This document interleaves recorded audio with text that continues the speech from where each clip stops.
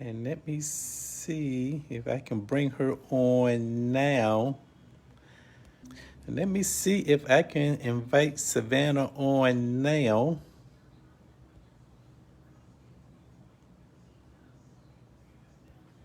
And let's see what happens. No, so invite friends to watch.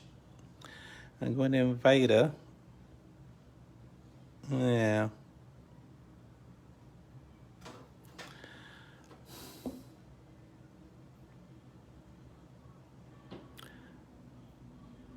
Oh.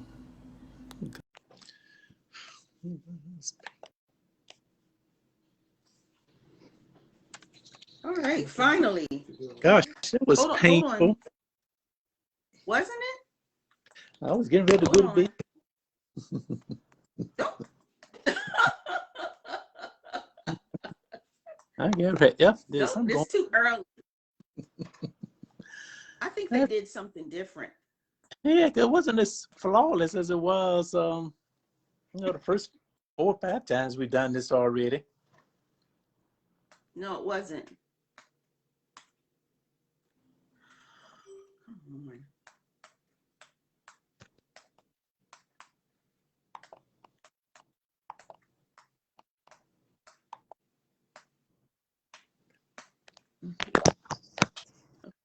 All right, I'm back. Oh, good. Ooh, how are you? I'm good. I'm good. How are you? Well, I'm good. Ooh, what That you say? was We need pain. to live. Hmm? That was different. The last time we didn't have all that trouble. No, because all I had to do was send you an invite, and that was it. Yeah, So I I don't think even know they what. changed something. I think so too. Oh, Mm-hmm. Hmm. so how have you been? I've been good. I've been good. Mm-hmm. Studying hard as usual. It's the story of my life. No, okay. Mm-hmm. But it's almost over. Yeah, that's right. So we said we need to be a little more engaging with our viewers. Yes, see what people have Oh, to say. How do I newest comments? Let's see. I don't think we have any at the moment. no, look, we had some before. We was Good. trying to Mhm. Story of my life. Gap, and we had Anita Epps Anderson and My good. Melanie Chambliss. Well, Oh, so tell them to come back. Come back. yeah, please come back. Look, we finally got it now. Yeah. Oh, so this is why episode 5 of Whiskey and Wine. Whiskey and wine. Yeah. What you drinking? Well, tonight I have a lady's favorite. Can you see it? Oh Got yeah. me a little wine cooler. Mm-hmm. It is a Seagram's Escapes. They're decent. Uh, Jamaican Me Happy. okay. So, hold on. I forgot my glass. I don't want to drink this out of the bottle. Y'all gonna be looking at the window for a minute. Just hang on. Mm. I'll be That's right all right. back. That's all right. West Savannah, go get her a glass. We're here with Whiskey and Wine. This is episode number 5. We're going to be talking about our novels that we've written and our favorite libations and some other stuff for about a half hour or so. Yeah. There she is. All right. So let's see. I like these though. I haven't had them in a while, but I Mm-hmm. went to the grocery store and I said, this will be something different to try. Uh-huh. Mm-hmm. Mm-hmm. How is it? They're good. Oh, And okay. they're not real strong. Mm-hmm. Mm-hmm. Oh, well, I decided to switch up a little bit and Oh. Bombay Sapphire. Oh, okay. This may have to be my summer drink. Okay. Is it light? Well, it's 47% alcohol and it's 94% proof. I had some last night with a little cranberry. It was a little bit strong for me, Uh-huh. but according to their website, it's the finest gin possible. It takes the highest quality raw ingredients. And what they use is up to 12 precious botanicals suspended above the spirit in a perforated copper basket during the distillation. That way, the heated spirit vapors rise. They are gently infused with all the rich aromatic flavors our botanicals release. Nice. So you did Mm, your research. yeah. Research. Hold on. Let me see what Seagram's got to say about their escapes. Yes. So who knew? But see, I like gin in the summertime because it's kind of cool. Because sometimes to me, some of the hard dark bourbons or brandy people call them, get a little overheated and dehydrated and stuff. So, let's see, Seagram's ooh. Jamaican me happy. Mm-hmm. Yes, I am 21. Oh, they're just talking about their flavors. Let's see. Mm-hmm. It's bursting with watermelon, guava, lemon, and strawberry flavors. Okay. Mm-hmm. Oh, good. Yeah, nice. Like you said, it's a nice summertime drink. You don't want anything real heavy. Yeah, that's right. Mm-hmm. If we get any viewers out there, be interested to know what they be drinking Mm-hmm. while they're reading our novels. Yes. Yes. We got to get our people back. Yep. I'm still on Behind Every Dark Cloud. I'm gonna pull out a new one next time we meet. Yeah. I'll probably do a quick reading from chapter 24 before the gin sets in. Okay. There'll be all slur speech and tongue tied. Mm-hmm. It's chapter 24. Time is drawing to a close. Mm-hmm. We have a character named Harley. Harley, sort of kind of in the story, so it's kind of interesting to see who he really is and how he relates to the main characters. Mm-hmm. We talked about before, but anyway, Harley is definitely sick. And again, his time is drawing to a close. So Harley lay in his hospital bed as the fluorescent light above his head illuminated the room and the white bedding. There were plants, balloons, and get well cards on the night table, dresser, and ventilation unit. Harley occasionally studied the cards from his bed and thought, why are people sending me get well cards? I'm not going to live.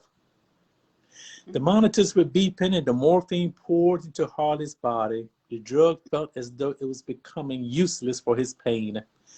He thought of his first wife and his older children and wondered if they knew that he had been hospitalized. Tears of sadness trickled down his narrow face. He realized that tomorrow would be Thanksgiving Day and his last holiday. Before he arrived at the hospital for his surgery on last week, Harley had confessed his sins and sought forgiveness from God.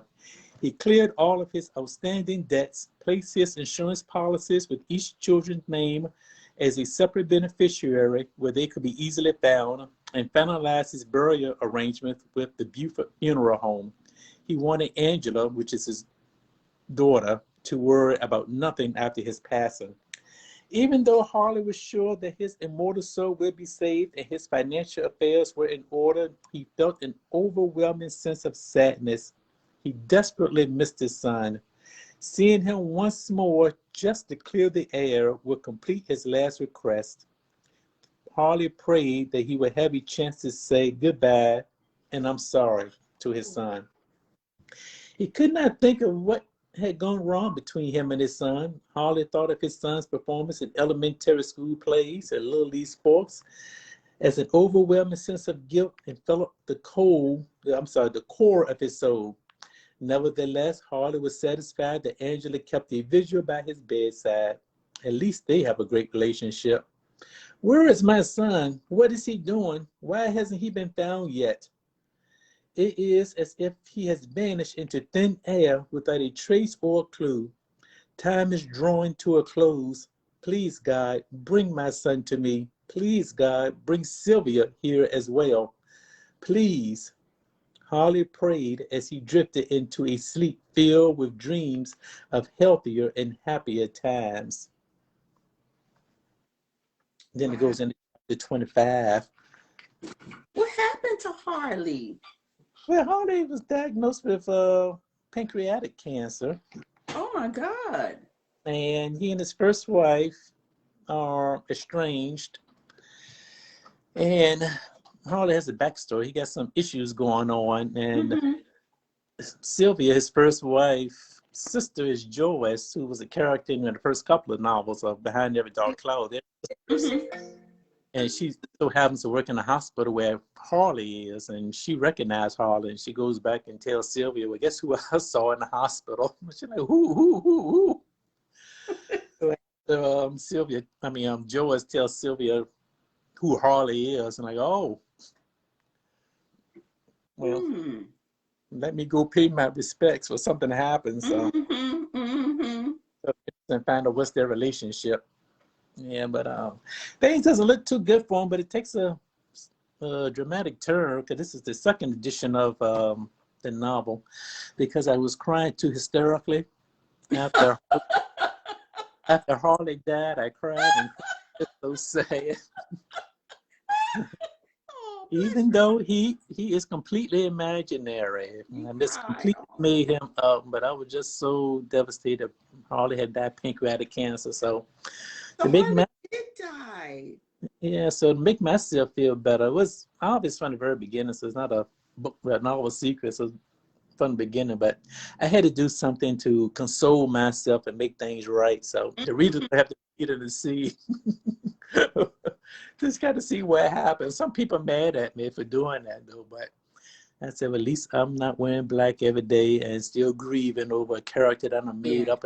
Yes. And I Yeah. think you know it too when you create characters and they become a part of you. You fall in Oh, love with oh them, and yeah.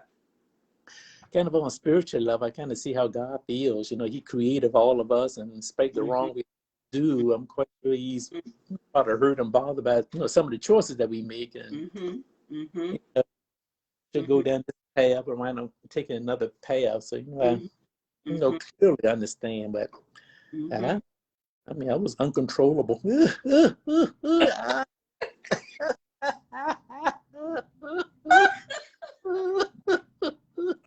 no, no. Not Harley. Then I said, Charles, this ain't not a damn book. Get yourself together. All right. So that's my Oh my gosh. journey with this one. Yes. Oh, that is good. Well, I hmm. I did not. There were some people in here that I bond with all of my characters, and so Mm-hmm. I think in this one I was really angry with Moselle. Mm-hmm. Because she did some stuff that she ain't had no business doing. Oh, I haven't heard her name since I was in kindergarten. My kindergarten teacher first name was Moselle. Roselle. Mm-hmm. So she is she's attracted to Shiloh, but she has some stuff with her too. So let's see. This is chapter 9 when the attraction is kind of revealed. Mm-hmm. The day had finally come for Shiloh to spend the night taking complete care of Tristan. Remember, Tristan's in the hospital. He hasn't been discharged yet because he was a little bit That's early. Mm-hmm. His parents had returned to Chesterfield to provide a hand once they came home. Robert would be staying a couple days, but Inez would remain with Shiloh for 2 weeks. It had been decided the Milners would rent out their home in Virginia Beach and move to Chesterfield to assist with Tristan's care. Inez made it clear her grandson would not be attending daycare. Although Shiloh pretended to put up opposition, he was secretly pleased with the decision. Tristan's nurse for the night got them settled into a room close to the unit. Once Shiloh and his mother were comfortable, she brought the baby in. I will be checking on you hourly, so please leave a light on, the nurse instructed. She also reviewed other safety issues with them before closing the door and leaving the new family alone. Wow, this is really it, Mom, Shiloh said, peering down at his sleeping son. Inez could tell by the tone of his voice he was wishing that Tristan's mother were around to see how beautiful the baby was. She wanted to pour words of encouragement over her son, but instead she held her tongue, knowing this situation would work itself out. Instead of speaking, she joined her son at the baby's bedside and hugged him. Why don't you get some rest, son? I'll take the first feeding tonight and the 6 a.m. and the 7 a.m. feeding tomorrow morning. Shiloh frowned. You mean I got to get up in the middle of the night? I got to do the middle of the night feeds? Mm-hmm, Inez replied. She worked hard to contain the laughter bubbling up inside her. Grandmère is sending me to boot camp, little man, Shiloh said as he picked up his sleeping son. But I don't mind, Daddy, because you know Daddy loves you so much. I'd do anything for you. Shiloh placed the sleeping baby on his chest and lay across the bed fully dressed. It seemed as though only seconds had passed before Inez heard the soft snores of her son. She looked at the man who was once the baby she cradled in the same manner. It seemed like only yesterday. At 9 o'clock the next morning, Moselle knocked on the door of Shiloh's room. When it opened, she stood face to face with Inez. She had to work quickly to hide her disappointment. But Inez, being Inez, picked up on it right away. Come on in. My son is in the shower. Do you need to check the baby? Moselle stood right outside the bathroom door. She could hear the water running in the shower and Shiloh's rich baritone voice singing a song by Brian McKnight. It was easy for her to visualize the water on his smooth skin, and she secretly wished she could be his towel. No, Moselle said, remembering why she'd come to the room. I don't need to be. I just want to go over a few things with Mr. Milner before Dr. Grant discharges Tristan. Well, Inez said, I will have Shiloh call you once he's out of the shower. How's that? Perfect. Moselle turned and left the room before she made a further fool of herself. Try though she may, she knew her attraction to Shiloh had not gone unnoticed by Mrs. Milner. Okay. Mm-hmm. Ooh. So you're set in, you mentioned Chesterfield? Well, he lives in Chesterfield. Okay. And his parents live in Virginia Beach. Okay. Yeah, because I was talking to a friend of mine the other day, and she was asking about your books where they set here in the Central Virginia area, and I told her I believe so. I'm not sure here Liz Roberts. So yeah, and she wanted, I think she liked novels that's kind of centered around the area. Okay. Yeah, they are. Both of them. Oh, yeah, okay. The Prey is too. Oh, okay. Yeah, because I know you like Charleston, South Carolina, so I didn't know you would. What's the name of the city? I like Charleston and Savannah. To me, they're mirror cities. They look a lot alike. Oh, okay. I really like them both. But no, I haven't really tried writing in another state because I don't really know. Like, I've done a little of my hometown, Wilmington, and a little bit of Philly, but I don't really know. And I think I even have some Baltimore in one of my books, but I don't know other cities that well. So I haven't tried.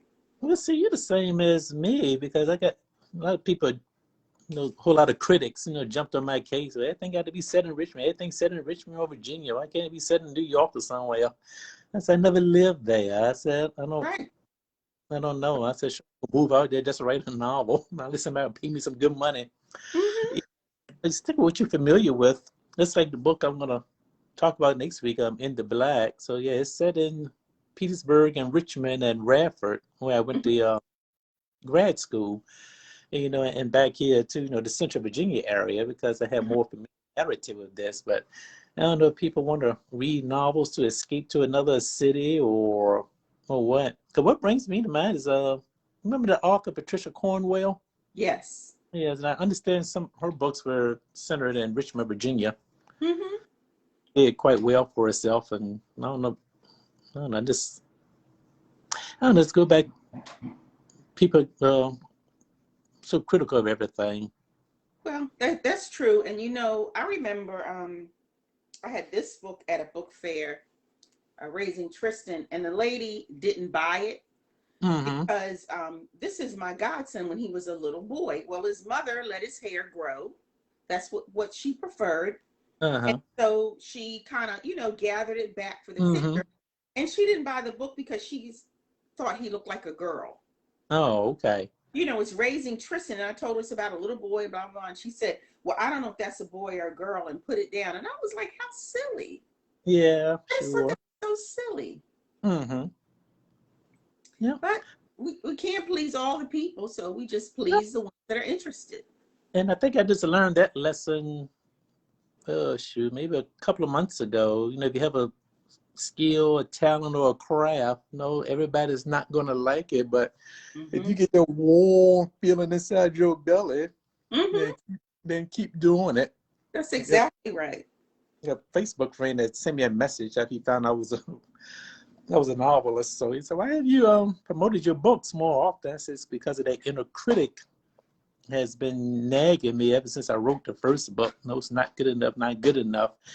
Yeah, but when I talk about my novels, I still get the warm, fluttery feeling in my stomach. So it must be the right thing to do. Yeah, and they are good enough. You can't, we can't listen like in anything we do in life. We can't listen to the naysayers, because if you Yeah. listen to the naysayers, you won't even get out of bed. And then you Ye- have people that are criticize you because you don't get out of bed.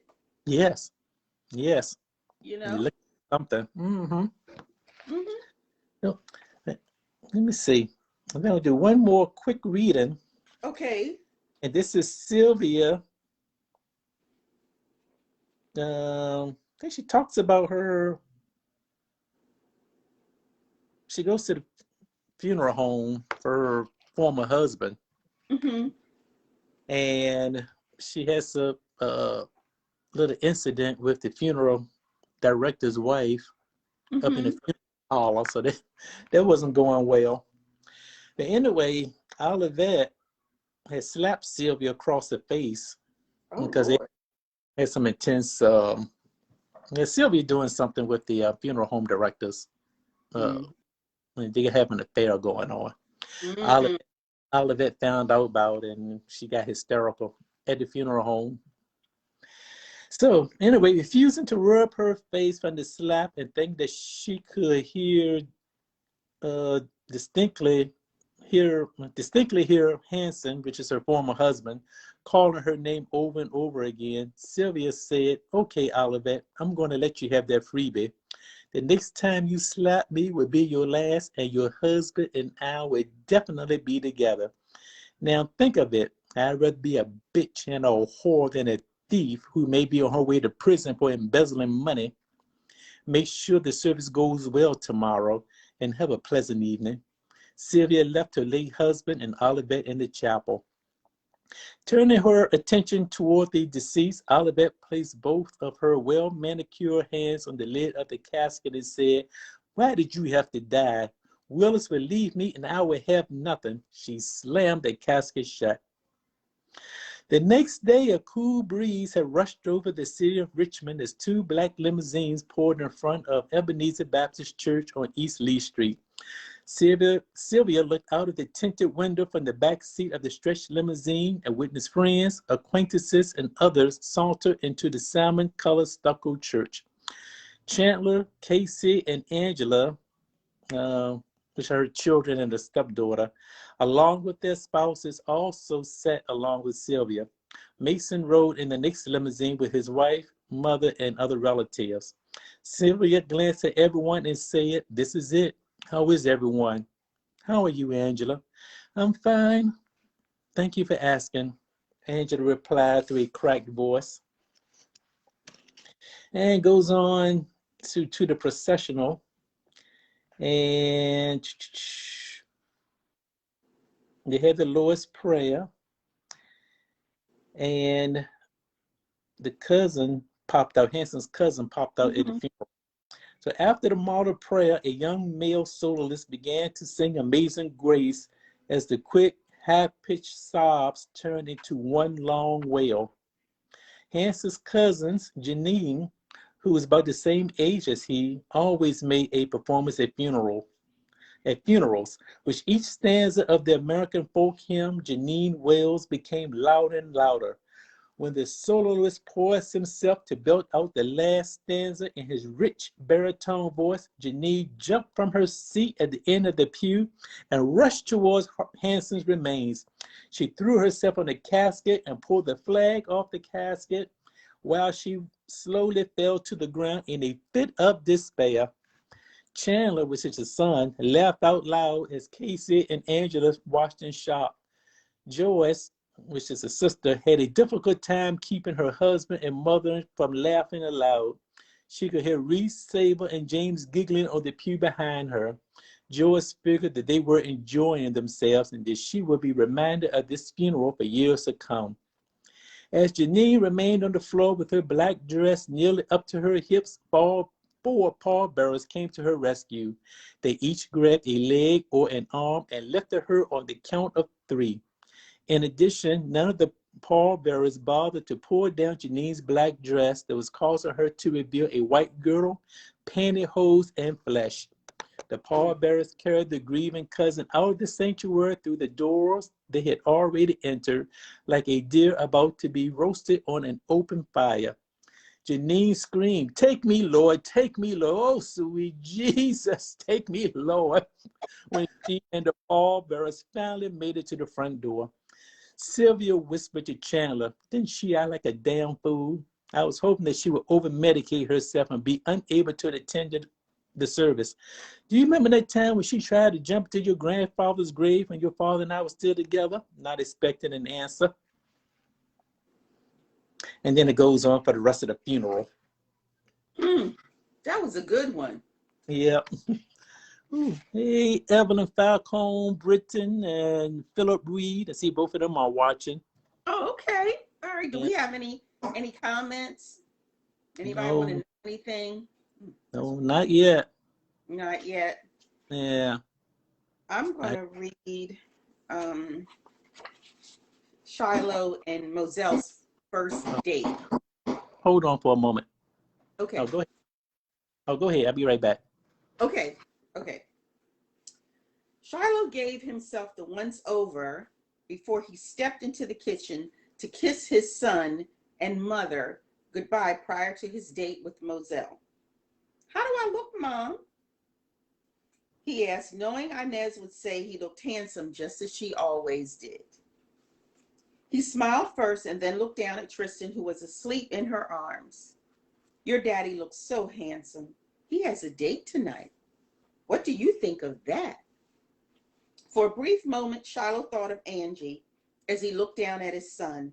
He couldn't fathom for the life of him how she could just walk out on their baby. It was true he didn't love her, but he would have partnered with her in every way to raise Tristan together. He shook his head to release the thought and kissed his mother and son. "I won't be too late. We're going down to Ty's Internet Cafe and Lounge to listen to some jazz. One of the guys that works in the shop is playing tonight." So the shop is his shop. Shiloh owns his own like mechanics business. "What does he play?" "It's Murphy and he plays the sax." "What kind of food do they serve? Anything Cajun?" Inez asked. She stood and made her way upstairs to lay the baby down and take a nap before he woke for his next bottle. "They serve some Cajun, but not quite as good as home," he answered from the bottom of the stairs. "Enjoy yourself and tell Moselle I said hello." Shiloh frowned and then shook his head. He almost asked his mother how she knew he was going out with Moselle, but he already knew the answer to that one. Instead, he said, "See you later, Ma," grabbed his keys, and stepped into the night air. Moselle insisted on meeting Shiloh at the restaurant since it was their first date. He consented only if she met him at the corner of Williamsburg Road and Wilson Street and allowed him to ride with her to park her car. He understood her reservations at him picking her up at her home, but he explained to her that a woman walking to a restaurant alone to meet him was unacceptable. They arrived at Ty's about an hour before the show started. Shiloh planned it that way to give them time to talk without the noise level of the band. Are you familiar with Cajun food? He asked at the risk of the look that said, do I look that shallow to you? From his date. Well, Moselle started, my parents are from New Orleans, but my mother doesn't really cook Louisiana-style food, she said as she perused the menu. Oh, really? I've spent time in Louisiana, however, for medical conventions, so I'm somewhat familiar with the classics. Y'all didn't visit family? He asked, rather perplexed. Moselle looked up from the menu. No. Does that seem odd to you or something? No, it isn't odd at all. I apologize if I insulted you in any way. Shiloh hoped he hadn't ruined the evening before it started. Moselle smiled. No worries, she said, and turned her attention back to the menu. What is turducken? Now that sounds interesting. Well, if you really want my opinion, I think you should stick with the classics like gumbo, jambalaya, and even crawfish etouffee. Or maybe some shrimp creole and a little cornbread. Sounds like you're pretty familiar with the menu. Have you been here before? Moselle said. She secretly wondered if Shiloh had brought another date to Ty's prior to her. Actually, I have. I come here for brunch every now and again after church. You see, I grew up in New Orleans. Oh, my God, we could be related, Moselle half joked with a big grin on her face. Shiloh's brow furrowed. I hope not, he thought to himself. Just kidding. Moselle reached out and playfully tapped him on the arm. So tell me what's good. Well, he started in an accent that sounded a lot like her father's now that she gave it some thought. I don't think the staffs here are natives, but like I said, the classics aren't too bad. Okay, what are you having? She looked at him with eyes that said she was beginning to drop her guard. I'm going to have the shrimp creole tonight. It's not half bad. Moselle decided on the same thing. After their food was served, she leaned into him. So do you know how to make authentic Cajun and Creole dishes? Shiloh smiled. I sure do. Will you cook for me sometime? He softly touched her hand and gently thanked God for all the time his mother had him spend in the kitchen. I'd love to. After they finished their meal, Shiloh helped Moselle turn her chair around toward the band. He didn't seem too forward on their first date, but when she scooted a little closer and leaned against him, he gently slid his arm around her shoulder and smiled. When her hand found its way to his knee, he knew this was going to be a good night, and he would soon find himself in Moselle's company again. Oh. So he was a gentleman on the first date. Well, he was a gentleman all the time. Uh-huh. He really was. Okay. Oh, great. Now hold up your books. Hold up your books so our two viewers can see. Raising Tristan. Let me. Raising Tristan. Yep, they can get on Amazon too, right? Yes. Now, Yeah. this one and The Prey are both available in ebooks right now. Mm-hmm. I don't have them in paperback. I have them in ebook because it just kind of got to be too much with me publishing by myself, and ebooks became a lot easier. Oh, but okay. yes, they are available and good. very reasonably priced, I must say. Oh. Well, that's why you were reading. I was drinking this gin. Since this is whiskey and wine, I said I can take some lemons in this gin. They do have lemon peel from Spain. That's the only thing I recognize. And juniper berries from Italy. That's nice. Grains of paradise from West Africa and almonds from Spain and licorice. I thought I could take lemon and the licorice in it. In this one, I can taste the watermelon. Yeah. Maybe a little bit of lemon. Okay. Yeah, I think it's good for sipping. I don't know you want to get a buzz off of it, but it's good for sipping. Yeah. Yeah, read a nice book by the two of us and just sip on it for a while. Just do a little sippy sip. Yeah. I'm trying to sit that bottle down without knocking anything over. That Mm-hmm. would be a disaster. Yeah. Ooh, you got anything else to share? So we got Philip and Evelyn. I think that's probably about it for tonight. Yeah. I apologize that it took us so long to get on. We didn't have this trouble the last time. No, it was a very easy process. The last 4 times we don't know what happened. I mean, I even had my son helping me this time, and I haven't had to get him to help me before. Yeah. Isn't that odd? Yes, it is. So I don't know if maybe that's something new or what. Yeah. So, well, but anyway. Maybe we can explore how to do some live on Instagram one night. I think we can do Instagram and share it to Facebook. That may be fun. I had thought about that just a little while ago before we broadcasted. Yes, this can be a homework assignment. And people on here who knows now what we're going to do. Yeah, that'll work. Good. That would be good. And I think next week, I'm not finished my book, Sometimes Lightning Strikes Twice, but I think I'm going to share some of that. It's on my, so I have to print some pages of it out. Yeah. Okay. That next time. Oh, good. Good. Yeah, all righty. All right. Now, thank you. I think I'm going to share this to my page after we're done so people can see it too. Yeah. Hey, thank you, Philip, and thank you, Evelyn, and whoever else out there for joining us. And I guess we'll come back next week for Whiskey and Wine. Whiskey and Wine. All right. Have a good evening. Good night. You too. Good night.